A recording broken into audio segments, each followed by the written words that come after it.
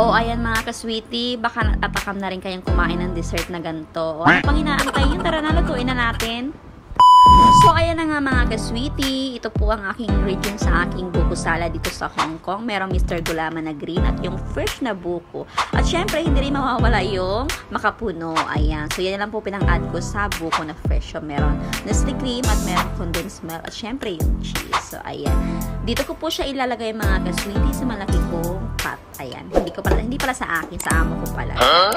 So, ayan. Simulan na natin maghalo ng dessert ng buko salad na ito. So, first mga ka-sweetie, ilalagay na natin ang Mr. Gulaman. At nagayat ko na po yung Mr. Gulaman. At ready na talaga siya mga ka-sweetie. At syempre mga ka-sweetie, i-add ko na rin yung makapuno na ito. Kasi pina-add ko na lang po ito para mas marami po yung buko sa aking buko salad. So, ayan mga ka-sweetie. At syempre, i-add ko na rin yung fresh na buko. Ayan, one lang po yung binili kong buko kasi medyo mahal po dito sa Hong Kong.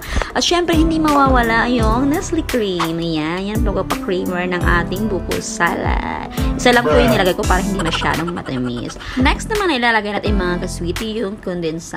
So, carnation po yung nilagay ko kasi ito lang po yung available namin dito sa Hong Kong na nabili. So, ayan, isang carnation lang po nilagay din para hindi po talaga sobrang tamis kasi masyadong matamis, lalanggamin. Parang pag-ibig pag sobrang tamis, diba?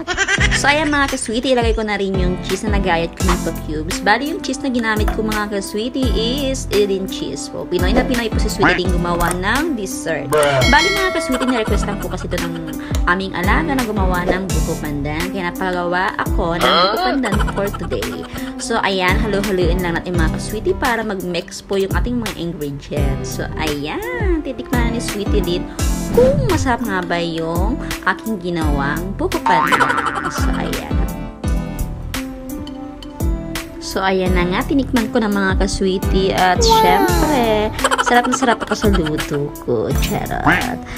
So, ayan na nga mga ka-sweetie. Tapos na nga ako gumawa ng dessert na buko pandan. Sana ay nagustuhan nyo po yung ginawa kong ito. At matry na rin po ang ganito kasimpleng recipe ng dessert na buko pandan. So, easy lang gawin at syempre, hindi rin magasto yung ingredients.